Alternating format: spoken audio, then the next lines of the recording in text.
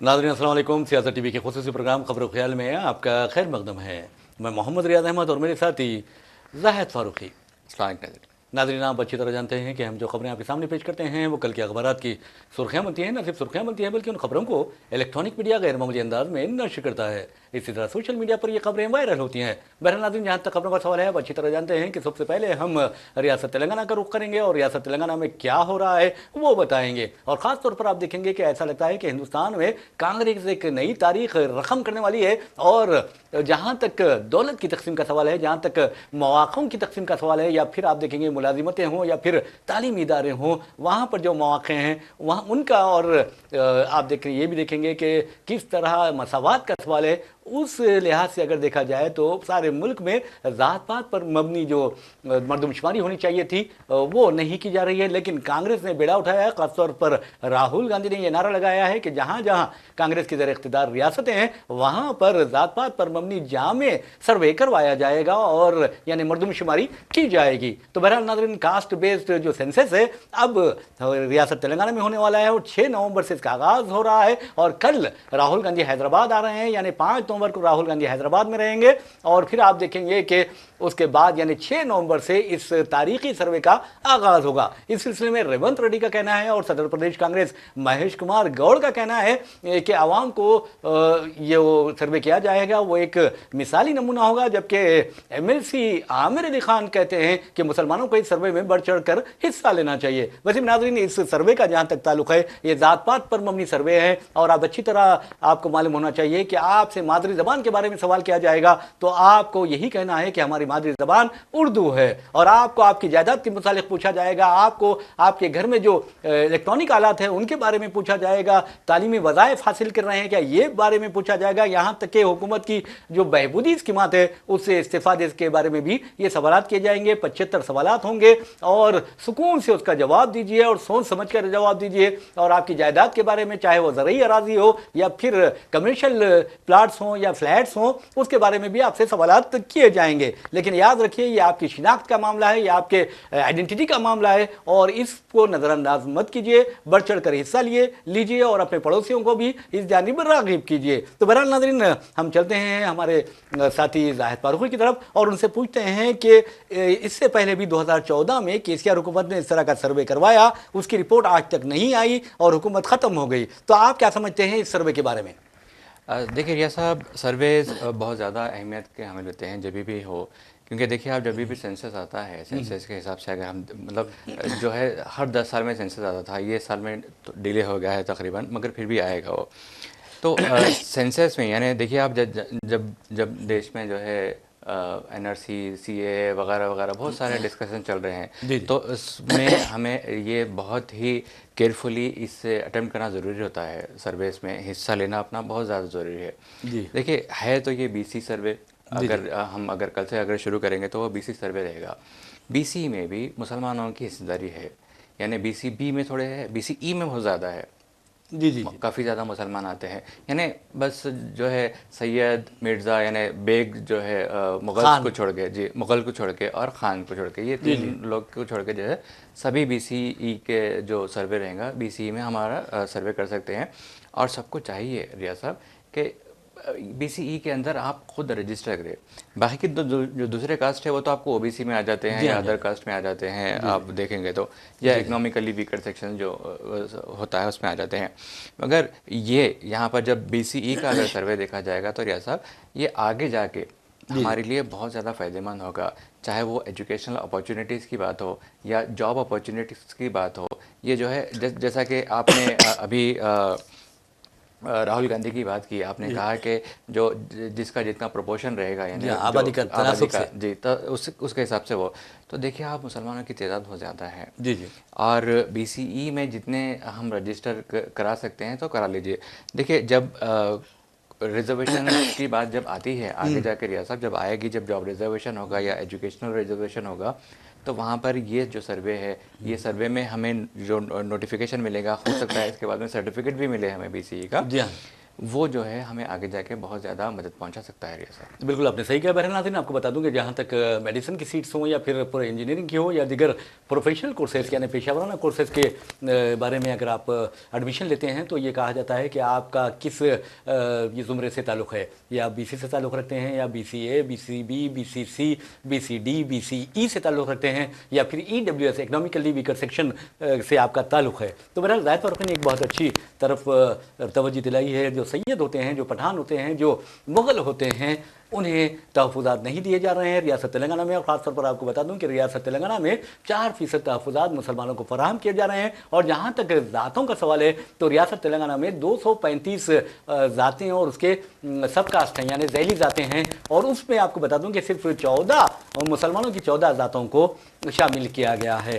आप अंदाज़ा कीजिए कि उसमें आप लद्दाफ़ जिसे कहा जाता है वो भी हैं, उसमें फ़कीर भी हैं, उसमें आप देखेंगे गदागर भी हैं, उसमें आप अंदाज़ा कर सकते हैं कि मुख्तलिफ बुनकर भी है उसमें। तो कहने का मतलब यह है कि मुस्लिम धोबी भी उसको को भी उसमें शामिल किया गया है, मुस्लिम हजाम को भी उसमें शामिल किया गया है। लेकिन जहाँ तक BCE का सवाल है, आप यकीन मानिए कि जितने मिडिल क्लास के घर यानी घराने होते हैं वो ज़रूर BCE से ताल्लुक़ रखते हैं। ऐसे में अगर हमारे बच्चे BCE यानी अपने आप को BCE में शामिल करवाते हैं ज़ुमरे में, या ख़ानदान मुस्लिम ख़ानदान, तो उसका बहुत फ़ायदा हो सकता है आने वाले दिनों में। क्योंकि राहुल गांधी ने एक बहुत अच्छी बात कही है, और वो जो भी कहते हैं बहुत ही अच्छी बातें ही कहते हैं। कभी वो मुंह खोलते हैं तो कोई बुरा नहीं बोलते, जैसा कि हमारे वज़ीर आज़म नरेंद्र मोदी के बारे में अपोजिशन का कहना है कि वो जब भी मुंह खोलते हैं तो बुरा बोलते हैं। तो राहुल गांधी के बारे में कहा जाता है कि उन्हें बहुत अच्छी तरबियत मिली है। ये मैं नहीं कह रहा हूँ, खुद राहुल गांधी ने कहा है वायनाड में खिताब करते हुए अपनी बहन प्रियंका गांधी के इंतखाबी जलसे से कि प्रियंका गांधी ने अपने वालिद यानी राजीव गांधी को जो कत्ल की थी नालिनी से जाकर मिली और उनसे बगलगीर हो गई। और जब वापस आई तो अपने भाई से कहा कि मुझे नालिनी की हालत देखकर बहुत बुरा लगा है। तो आप अंदाज़ा कीजिए कि एक बाप की खातिल है और उसके बारे में ये कह रही है कि मुझे बहुत उसकी हालत देखकर बुरा लग रहा है, मुझे अच्छा नहीं, यानी वो बहुत ही ख़राब महसूस कर रही थी। और आप इधर देखिए वज़ीर आज़म नरेंद्र मोदी की तरफ, वो क्या कहते हैं। तो राहुल गांधी कहते हैं कि ये तरबियत हमें ऐसी मिली है कि इंसानियत, प्यार मोहब्बत का पैगाम देना हमारा फ़र्ज समझते हैं। तो आपने देखा कि किस तरह उन्होंने भारत जोड़ो यात्रा शुरू की। मैं समझता हूँ कि इस तरह की यात्रा की हिंदुस्तान को बहुत ज़रूरत थी। उसके बाद उन्होंने यानी नफ़रत के बाज़ार में मोहब्बत की दुकान किस तरह खोलने की कोशिश की, उसका भी बहुत फ़ायदा हुआ। अब उन्होंने कहा कि कांग्रेस जो है वो ज़ात पात पर मबनी सर्वे करवाएगी और करवा के जिसकी जितनी आबादी होगी उसको इतनी हिस्सेदारी यकीनी बनाएगी। जी बिल्कुल बिल्कुल बिल्कुल। देखिए जहाँ तक हम आबादी की बात करते हैं रियाज साहब, तो यहाँ पर रिलीजियस आबादी की बात नहीं करें, हम लोग कास्ट बेस्ड आबादी की बात कर रहे हैं। यहाँ पर हो सकता है उसके अंदर क्रिश्चियंस भी आते हैं, मुसलमान भी आते हैं और हिंदू भी आते हैं। देखिए रियाज साहब, रिलीजियस बेस्ड सर्विस है या अगर रिजर्वेशन है वो वैलिड नहीं है। अगर कॉन्स्टिट्यूशनली देखा जाए तो रिलीजियस बेस्ड नहीं है, कास्ट बेस्ड है, economically based, socio economic caste based है। आप कास्ट के तरफ से आप रिजर्वेशन दे सकते हैं लेकिन रिलीजियस बेस्ड नहीं दे सकते। तो अगर हम ये कहेंगे कि भाई मुसलमान हम 17% 13% है या मुल्क में वो है, तो हम ऐसा नहीं ले सकते हैं। तो हमें अगर लेना है अगर, तो वो जो है कास्ट के थ्रू ही लेना पड़ता है। अब देखिए आप अगर इनकी जो हुकूमत थी YSR की हुकूमत में हमें 4% जो रिजर्वेशन मिला था, यानी वो 5% का पहले हुआ था, उसके बाद में जो है 1% जो है, क्योंकि वो जो हमारे कोटा दिया गया है कैप जो उसे लैप्स करा था, इसलिए हमें जो है 4% पे आके वो होना पड़ा था। तो रियाज साहब 4% रिजर्वेशन से अगर आप यकीन नहीं करेंगे तो इतने लोगों को फ़ायदा हुआ है। जो लोग इंजीनियरिंग नहीं कर सकते थे, जो लोग मेडिसिन नहीं कर सकते थे, वो लोगों को इंजीनियरिंग में एडमिशन मिला, फ्री सीट मिली, फ्री रीइंबर्समेंट हुआ। और इतने लोग रियाज साहब देखिए, ओल्ड सिटी में अगर हम बात करेंगे तो हैदराबाद की अगर हम बात करें तो ओल्ड सिटी में जब ये जो बूम आया था हमारे पास, IT बूम आया है, IT बूम आने के बाद में कई सारे जो लोग थे वो जो है इसका फ़ायदा उठाना चाह रहे थे IT बूम का, लेकिन क्योंकि इनके पास ज़्यादा नॉलेज नहीं थी, ऐसा टेक्निकली वीक थे और कम्युनिकेशन स्किल्स इनके पास नहीं थे।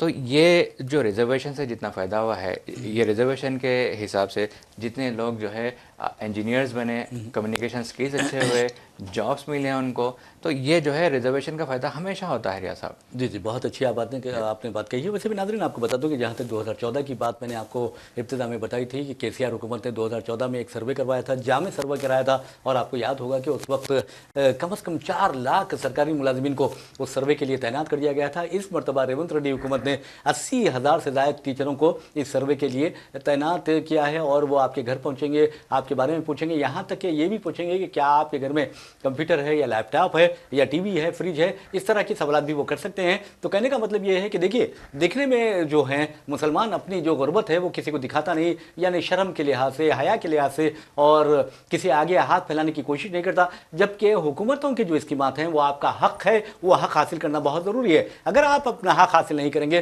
तो इसका मतलब ये है कि आप दिगर अपने वतन से पीछे रह जाएंगे। कहने का मतलब ये है कि आज ज़रूरत इस बात की है कि जो घर घर सर्वे किया जा रहा है उसमें मुसलमानों को बढ़ चढ़ कर हिस्सा लेना चाहिए, तमाम अक़लियतों को, चाहे वो सिख हो या ईसाई हो, उन्हें भी बढ़ चढ़ कर हिस्सा लेना चाहिए, क्योंकि आप तरक्की का एक हिस्सा बन सकते हैं। और राहुल गांधी ने जिस तरह कहा है कि जिसकी जितनी आबादी है उसकी आबादी के तनासुब से उसकी हिस्सेदारी होनी चाहिए, तो यकीन मानिए अगर ऐसा होता है सारे मुल्क में तो जो लड़ाई झगड़े हैं वो ख़त्म हो जाएंगे।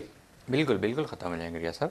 और जो अगर नेशनल वाइज अगर देखा जाए अगर हम, तो वहाँ पर जो है टीबीसी का सेक्शन है। देखिए रिया साहब, कई ऐसे, हालांकि हम बोल नहीं सकते हैं कि सिर्फ शेख में ही गरीब है या उसमें, रिया साहब बहुत सारे सादात भी हैं जो है गरीबी की लेवल पे जो है उन्हें आ सकते हैं या इकोनॉमिकली वीकर सेक्शन में आते हैं, और बहुत सारे पठान भी हैं, बहुत सारे दूसरे जो मज़ाहिब जिसके अंदर, जिसको सर्वे के अंदर नहीं लिया गया है या बीसी के अंदर उन्हें जोड़ा नहीं गया है अभी, या अगर उन्हें जोड़ा जाना चाहिए था, तो रिया साहब इनको छोड़कर जो भी हिस्सा ले सकते हैं वो लेना बहुत ज़्यादा ज़रूरी है। अब देखिए, सिद्दी है, सिद्दियों को भी इसमें शामिल करना चाहिए, और ख़ास तौर पर आप देखिए जैसा कि ज़ाहिद फारूक ने बताया कि किस तरह सैयद जो हैं वो सामने नहीं आते कि हम गरीब हैं, ये नहीं कह सकते, तो लेकिन हमारा भी ये फ़र्ज़ बनता है कि उन तक जाएँ, उनकी मदद करें, क्योंकि आप अंदाज़ा कर सकते हैं कि सैयदों का जो एहतराम है उससे इंसान के दर्जात बुलंद होते हैं, तो ये प्यारे नबी सल्लल्लाहु अलैहि वसल्लम की आल से होते हैं। तो ऐसे में सैयदों का एहतराम ना सिर्फ मजहबी तौर पर बल्कि आप देखेंगे कि हुकूमती सतह पर भी किया जाना चाहिए। और ज़ाहिद फारूक साहब, मैंने कई ऐसे सैयद ख़ानदान देखे हैं जो बहुत गरीब हैं लेकिन वो किसी के सामने हाथ नहीं फैलाते। बिल्कुल। और ये हमारा फ़र्ज़ बनता है, और हुकूमतों का फ़र्ज़ बनता है, जो हमारे जो लीडर्स हैं, MLAs हैं, MPs हैं, उनका फ़र्ज़ बनता है कि इस तरह के जो सैयद हैं उन्हें उनका हक़ दिलाएँ। सैयदों को भी इसमें शामिल किया जाना चाहिए रिजर्वेशन में। जी बिल्कुल बिल्कुल। देखिए रिया साहब, अगर हम सरकार द्वारा रसूल सल्लल्लाहु अलैहि वसल्लम का अगर हम आखिरी खुतबा देखते हैं तो उन्होंने कई सारी चीज़ें वाज़े कर दी है रिया साहब। जी हाँ, बिल्कुल। अगर हम आखिरी खुतबा अगर गौर से देखें तो वहाँ पर भेदभाव के ऊपर बिल्कुल भी रिस्ट्रिक्शन डाला है। वहाँ पे क्लियरली बोला गया है कि ना गोरा कोई जो है काले के ऊपर है, ना कोई अरब नॉन अरब के ऊपर रहेगा, ना अरब ना आजम। बिल्कुल बिल्कुल। तो उस हिसाब से अगर हम देखा जाए तो रिया साहब, लेकिन अब यहाँ पर हमारे पास ज़रूरत है, क्योंकि हमारे पास जो है दूसरे रिलीजन्स भी है, दूसरे कास्ट भी है, तो हमारे पास, क्योंकि हमारे पास पूरी फुल 100% आबादी नहीं है मुसलमानों की, हमारे पास हम माइनॉरिटीज़ में हैं, तो हमें भी चाहिए कि भाई जो दूसरे कंट्री के सिटीजन्स है उनके रिलीजन के हिसाब से, उनके कास्ट के हिसाब से हमारा भी जो है इसमें हिस्सा होना चाहिए। और आपने बहुत अच्छी बात ये कही है। अब देखिए, खाली अब हिंदुओं में देखेंगे कि 4 ज़ुमरे बना दिए गए हैं। एक जो सर होता है वो ब्राह्मण होता है, धड़ होता है, इसी तरह के आखिर में जब शूद्र आते हैं, मैं समझता हूँ कि शूद्र वगैरह, जैसा कि ज़ाहिद फारूकी साहब ने जिस अंदाज़ में प्यारे नबी सल्लल्लाहु अलैहि वसल्लम के खुतबे हज्जतुल विदा का जिक्र किया है, यकीन मानिए अगर वो अक़वाम मुत्तहिदा का चैप्टर होता तो यकीन मानिए वो सारी दुनिया में कहीं कोई गड़बड़ नहीं होती। अगर हम भी इसे अपनाएं तो यकीन मानिए अपनी ज़िंदगियों में एक नया इनकलाब बर्पा हो सकता है। खुदा का शुक्र है कि हमारे पास ज़ात पात नहीं है, और यहाँ पर आप देखिए एक ही सफ़ में खड़े हैं, महमूद अयाज़ का वाला मामला है, और यहाँ पर ये नहीं देखा जाता कि जिस तरह ब्राह्मण आगे होगा और उसके पीछे कोई नहीं, उसके आगे कोई नहीं होंगे, यहाँ ऐसा कुछ भी नहीं है। आप यहाँ देखिए तक़वा है, जो इंसान के आमाल हैं, जो उसके डीड्स हैं, उसको देखा जाता है। बिल्कुल बिल्कुल बिल्कुल। ये सब तक़वे की बुनियाद पे जो है जिनका भी चुनाव होगा वो तक़वे की बुनियाद पे होगा। तो रिया साहब, हम BC कमीशन की बात कर रहे थे। रिया साहब, कोर्ट ने जो है, तेलंगाना हाई कोर्ट ने ये वाज़े कर दिया था कि BC कमीशन अगर हो तो डेडिकेटेड BC कमीशन के लिए। तो कल भी रेवंत रेड्डी ने अपने घर पर जो है एक संडे नाइट जो थी उसमें एक मीटिंग कॉल की थी, जिसमें प्रदेश कांग्रेस प्रेसिडेंट थे उत्तम कुमार रेड्डी थे, जी जी और दूसरे जो मिनिस्टर श्रीधर बाबू थे, ये सब ने डिस्कशन किया है रियाज साहब। और ये डेडिकेशन कमीशन जो बीसी कमीशन बनाने की बात जो की थी, कोर्ट से जो फैसला आया जी था जी उसके बारे में बात की, और ये इंश्योर करने की कोशिश की कि क्योंकि कई सारे सर्विस होते हैं रियाज साहब, जी हाँ जी और कोई भी आके जो है एक केस डाल देता है उसके ऊपर, और वो केस वो सर्वे हॉल्ट हो जाता है, और बस तवील एक अरसे तक जो है उसके पेशियाँ चलते रहते हैं। तो उससे बचने के लिए रियाज साहब कल की एक मीटिंग हुई थी, जी हाँ जी रेवंत रेड्डी के घर पे एक मीटिंग हुई थी। उस मीटिंग में पूरा जामे फैसला किया गया है कि डेडिकेटेड बीसी कमीशन के लिए, क्योंकि कोर्ट की हिदायत जी हाँ थी, जी हाँ। तो डेडिकेटेड बीसी कमीशन ही ये कायम हो रहा है। और इसके ऊपर काफ़ी ज़्यादा डिस्कशन हुआ, और ये नतीजे पे पहुँचे हैं कि ये जो है लीगली बिल्कुल लीगल प्रूफ हो, बाद में आके ये कोर्ट में मामला फंसे ना। आपने बहुत अच्छी बात की है। तो और कल के इजलास में मैं भी शरीक रहा, गांधी भवन में इजलास था जी वो, और वहाँ पर सदर प्रदेश कांग्रेस महेश कुमार गौड़मा मौजूद थे, तो और दूसरे कायदीन भी मौजूद थे। जी वहाँ पर कुछ दानिश्वरों को तल बुलाया गया था। तो वहाँ पर आप देखेंगे कि एक हाईकोर्ट के साबिक जज हैं, उन्हें वाज़ेह तौर पर कहा है कि एविडेंस बेस्ड होना चाहिए सर्वे, जी और जो लीगल हर्डल्स आने वाली हैं या जी लूप होल्स हैं जी वो नहीं होनी चाहिए। बिल्कुल जी बिल्कुल जी बिल्कुल बिल्कुल। देखिए रिया साहब, 4% का रिजर्वेशन का जो मामला है अभी भी कोर्ट में जी हाँ जी सब हाँ। जुडिस है, और कोशिश ये की जा रही है कि भाई वो भी कम हो जाए, या अगर बीजेपी के अगर हम बात करें तो वो बार बार ये दावा करती है कि जैसा ही हम पावर में आएंगे हम वो 4% रिजर्वेशन ख़त्म कर देंगे। अजीब अजीब वो बातें करते हैं।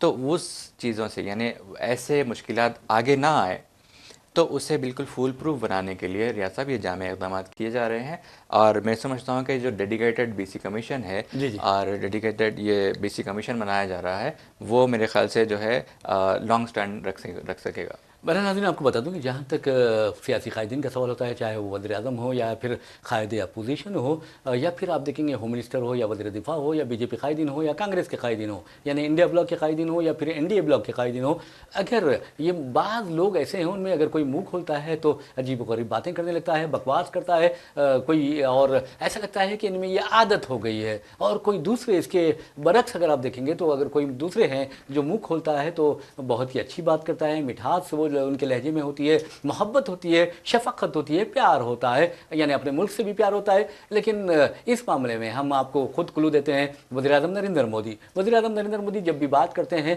तो आप देखेंगे ख़ासतौर पर इंतखाबी मुहिम के दौरान उनका लहजा बदल जाता है। हालांकि इलेक्शन कमीशन बड़ा बेबस, वो मजबूर तमाशाई बना देखता रहता है। पता नहीं है इलेक्शन कमीशन में हिम्मत क्यों नहीं होती कि वज़ीर आज़म नरेंद्र मोदी की जो बातें होती हैं उसके खिलाफ कार्रवाई करे। राजस्थान में आपने देखा कि किस तरह वज़ीर आज़म ने मुसलमानों के खिलाफ बातें की, लेकिन इलेक्शन कमीशन उन्हें नोटिस देने से घबराता रहा। ठीक है, वज़ीर आज़म है, आप नोटिस नहीं दे सकते, लेकिन ऐसा कानून बनना चाहिए कि अगर कोई वज़ीर आज़म भी बकवास करे तो उसके का मुआखज़ा किया जाए, ये ज़रूरी हो जाए। ऐसा रहा तो बहुत अच्छा होगा। अब वज़ीर आज़म झारखंड में खिताब करते हैं, और झारखंड में खिताब करते हुए उनका जो अंदाज़ होता है वो अजीब व गरीब होता है। वो कहते हैं कि मतलब सरस्वती वंदना पढ़ने की यहाँ इजाज़त नहीं है, त्योहारों पर संगवारी की जाती है, और इस तरह की अजीब व गरीब बातें करते हैं। तो वज़ीर आज़म को वो चीज़ें दिखाई नहीं देती कि मस्जिद के सामने ज़बरदस्त डीजे बजाया जाता है और मुसलमानों को गायकशी के नाम पर शहीद कर दिया जाता है। वज़ीर आज़म वो कभी नहीं कहते।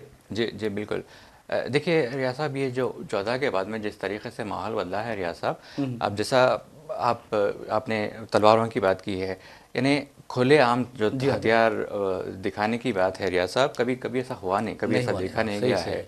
और खुलेआम बस कोई उनके ऊपर केस बुक नहीं होता, कुछ नहीं होता उनके ऊपर। और इत्तेफाक से आप अगर देखेंगे तो वो त्रिशूल जैसा वो तो बांटा जाता है, वो भी हथियार है, हथियार है बिल्कुल, वो बांटा जाता है। रियाज साहब, इसके अंदर देखिए आप, एक आर्म्स एक्ट का एक रूल है, आर्म्स एक्ट का रूल है, अगर 6 इंच से ज़्यादा अगर आपके पास 6 इंच से कम जब अगर डैगर रहता है आपके पास या चाकू रहता है, तो वो आर्म्स एक्ट के अंदर वो नहीं है, प्रोसिक्यूशन का हामिल नहीं है। और उससे ज़्यादा तो रियाज साहब यहाँ पर जो है खुलेआम बंदूकें ब्रांडिश की जाती है, तलवारें ब्रांडिश की जाती हैं, और उनके ऊपर कोई केस नहीं बनता। बिल्कुल भी बस देखते हैं और बिल्कुल अनजान हो जाते हैं रिया साहब। और कोई उनके ऊपर कोई केस बुक करने वाला भी नहीं है। अगर आप पुलिस की बात करेंगे तो पुलिस भी सिर्फ तमाशा ही बनी रहती है। अगर दूसरी कम्युनिटी के साथ होता है, अगर कोई दूसरी कम्युनिटी का होता है, फ़ौरन उसके ऊपर केस बुक कर लिया जाता है और उसका घर बुलडोज़र की नज़र हो जाता है। बिल्कुल आपने सही कहा। बहरहाल वज़ीर-ए-आज़म के बारे में हम आपको बता रहे थे, झारखंड में उन्होंने खिताब किया, अजीब व गरीब बातें की, और मैं समझता हूँ कि वज़ीर-ए-आज़म को कम से कम इस तरह के अल्फाज इस्तेमाल नहीं करने चाहिए। और जैसे कि राहुल गांधी ने कहा कि तरबियत का नतीजा भी होता है, तो हम उम्मीद रखते हैं कि वज़ीर-ए-आज़म इस तरह की बातें ना करें तो बेहतर रहेगा। इलेक्शन कमीशन क्या कर रहा है ये इस बात पर भी गौर करना चाहिए। और जहाँ तक किसी तरबियत का सवाल है, हम मुदाखलत भी नहीं कर सकते, क्योंकि अपनी अपनी तरबियत होती है और तरबियत के मुताबिक इंसान का जो लब व लहजा होता है, जो बोलने का अंदाज़ होता है, जो उसके ख्यालात होते हैं, जो उसकी सोच व फ़िक्र होती है, वो पाकीज़ा होती है। और यकीन मानिए कि जो गंदी सोच रखता है वो फ़िरका परस्ती की बात ज़रूर करता है। अब आप ही फैसला कर लीजिए, हम कुछ नहीं कह सकते, क्योंकि सहाफ़ियों का काम सिर्फ बताना है कि वहाँ क्या हो रहा है, यहाँ क्या हो रहा है, और कहाँ हादसा पेश आया है और कहाँ हादसा रोनुमा हुआ है। तो बहरहाल ये एक बात है। लेकिन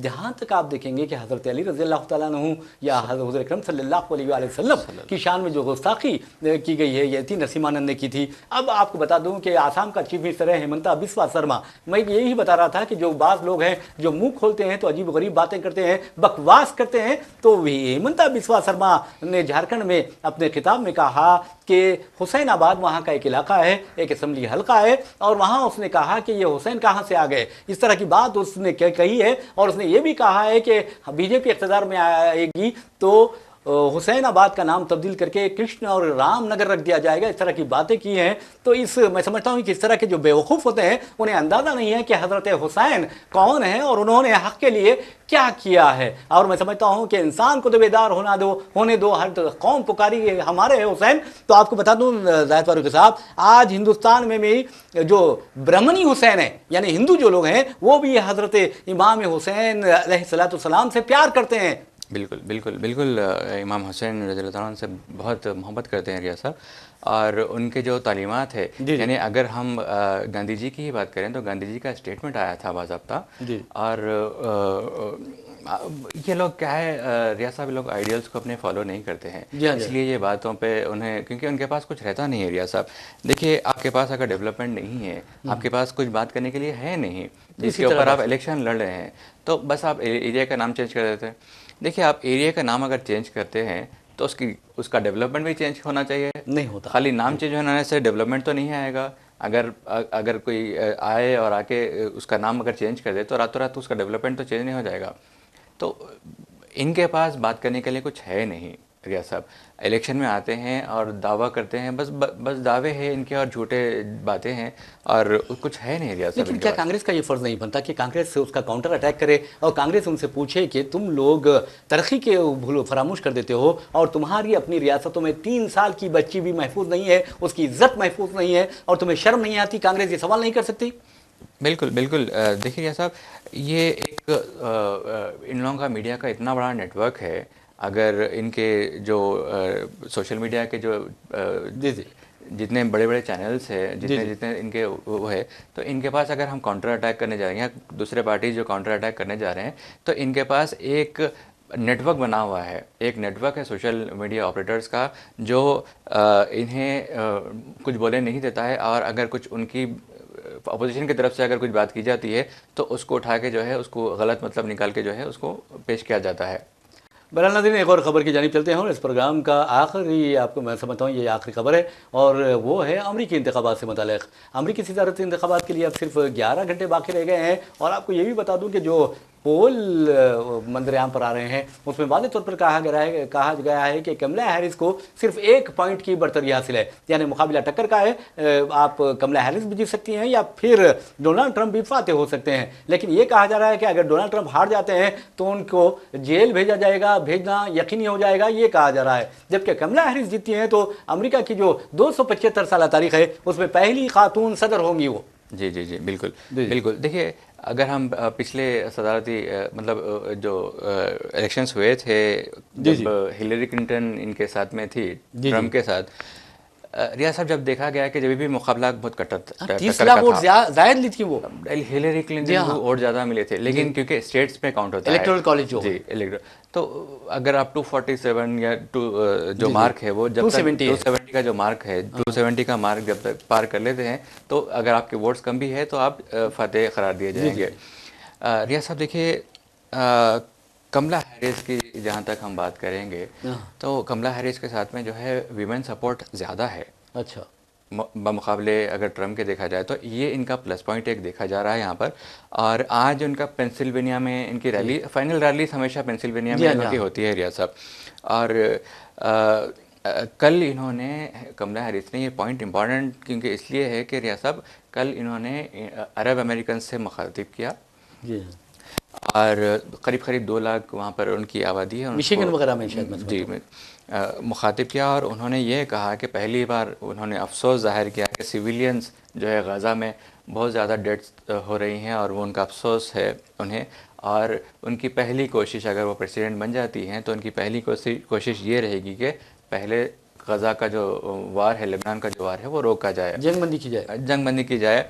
और मेरे ख्याल से जहाँ तक रियाज साहब, जहाँ पर यूएस के जो पॉलिसीज़ है, और ये जो है प्रेसिडेंट्स के ऊपर ज़्यादा डिपेंड नहीं रहते रियाज साहब, चाहे वो डेमोक्रेट्स रहो या रिपब्लिकन रहो, उनकी जो कंट्री की जो पॉलिसीज़ रहे, वो पॉलिसीज़ से ये लोग, इनके पर्सनल इनका कोई ओपिनियन नहीं रहता, जो कंट्री का ओपिनियन रहता वही इनका ओपिनियन रहता है, चाहे वो कोई सी पार्टी रहो। तो अभी तक इन्होंने असला वहाँ पे भिजाया है, गज़ा में जितने तबाही वहाँ पर हुई है, इनका बहुत ज़्यादा हिस्सेदारी है उसके अंदर। कल इन्होंने जो बात की है, कमला हैरिस ने, वहाँ पर कुछ एंटी वार एक्टिविस्ट भी थे, उनको भी एक कोशिश की कि उनको भी मनाया जाए, और क्योंकि जी, हालांकि देखिए रियाज साहब, ट्रम्प का एक स्टेटमेंट आया था, ट्रम्प ने ये कहा था कि अगर मैं प्रेसिडेंट होता तो वहाँ पर वार होने ही नहीं देता, जी जी, ये कहा है। हालांकि अगर हम हिस्ट्री देखा जाए तो कई सारे ट्रम्प के एडमिनिस्ट्रेशन के अंदर ही कई सारे वार हुए थे। जी आप बिल्कुल सही कहा है आपने। बहरहाल नाज़रीन, आपको बता दूं कि जहाँ तक अमरीकी सदारती इंतखाबात का सवाल है, कल इंतखाबात होने वाले हैं, यानी मैंने जैसा कहा है 11 घंटे बाकी रह गए हैं, और हो सकता है कि एक रिपोर्ट भी आई है इलेक्शन लैब की और यूनिवर्सिटी ऑफ फ्लोरिडा की, जिसमें बताया गया है कि क़ब्ल वक्त जो रायदही होती है अमेरिका में, एक रिवायत है 78 मिलियन रायदहिंदों ने अपने हक़ रायदही का इस्तेमाल कर लिया है। तो अब देखना है कि इनके वोट भी किधर जाते हैं। लेकिन अब देखना ये भी है कि कमला हैरिस जीती हैं या फिर ट्रम्प जीते हैं, और यकीन मानिए कि इन दोनों के जीत का इन दुनिया के मुस्तकबिल से गहरा ताल्लुक़ है। तो बहरहाल नाज़रीन, इसी के साथ हम अपना प्रोग्राम खबरों ख्याल इख्तिताम को पहुँचाते हैं। अपने मेज़बान मोहम्मद रियाज अहमद को और हमारे साथी जाहिद फारूकी को इजाज़त दीजिए। इंशाल्लाह फिर मुलाकात होगी, फिर बात होगी। तब तक के लिए अल्लाह हाफ़िज़।